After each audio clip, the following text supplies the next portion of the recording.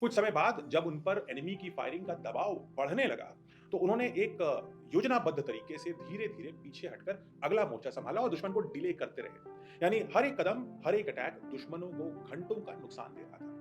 और ये घंटों का नुकसान ही था, जो आने वाले इतिहास में एक नया चैप्टर ऐड करने वाला था। 2 दिन बीत जाते हैं और 24 अक्टूबर 1947 की रात, बारामूला। बारामूला अब सिर्फ एक कस्बा नहीं रह गया था, वो एक सैन्य चेक पॉइंट बन चुका था।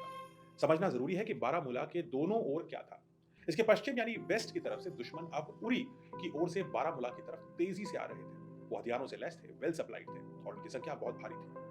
ये घाटी संकरी थी, सड़कें काफ़ी सीमित थीं, दोनों तरफ मकान बने हुए थे और जो भी इस रास्ते पर कब्ज़ा कर लेता, वो सीधा आगे बढ़ सकता था श्रीनगर की तरफ। और इसके पूर्व में, बारामूला के पूर्व में सिर्फ 50 किलोमीटर ही बचे थे और श्रीनगर खड़ा हुआ था, यानी कश्मीर का दिल, जहां सबसे इंपॉर्टेंट एसेट था एक एयरफील्ड। और इसी एयरफील्ड पर पूरा प्रशासन बैठा था और जहां भारत की पहली टुकड़ियां उतरने वाली थी, वो बस वेट कर रही थी कि कब महाराजा हरि सिंह एक्सेशन यानी कश्मीर को भारत में शामिल करने का जो दस्तावेज था उसको साइन करें और वो इसी हवाई अड्डे पर उतरना शुरू कर देंगे अपनी सेना के साथ।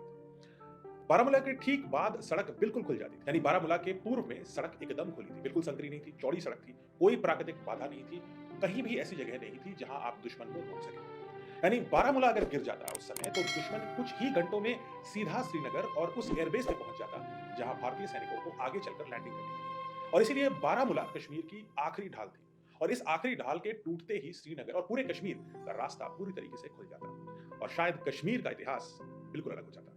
और यही वजह थी कि ब्रिगेडियर राजेंद्र सिंह जी ने इस इलाके के हर मोड़, हर पुल, हर संकरे रास्ते को युद्ध भूमि बनाने का निर्णय लिया। कहीं सड़क के किनारे अचानक हमला, कहीं पुल को नुकसान पहुंचाकर दुश्मन की गाड़ियों को रोकना और कहीं पहाड़ों की ढलानों से तेज गोलाबारी करना। उनके पास महज 150 सोल्जर्स थे और दुश्मन की संख्या कई हजार में थी। लेकिन इतनी एजिलिटी के साथ उनके सोल्जर्स अटैक कर रहे थे कि दुश्मन को लग रहा था कि शायद कोई बड़ी भारी भारतीय टुकड़ी उनके खिलाफ लड़ रही है। उन्हें यह एहसास ही नहीं था कि उनके सामने सिर्फ सिर्फ 150 फाइटर्स थे। ये देरी आसान नहीं थी। जवान एक-एक करके घायल होते जा रहे थे। किसी भी घायल जवान को रिप्लेस करने की कोई पॉसिबिलिटी नहीं थी क्योंकि रिजर्व्स तो थे ही नहीं। कई बार ऐसा भी हो रहा था कि जवान शहीद होते जा रहे थे। ब्रिगेडियर राजेंद्र सिंह खुद भी गोलियों की मार झेल रहे थे।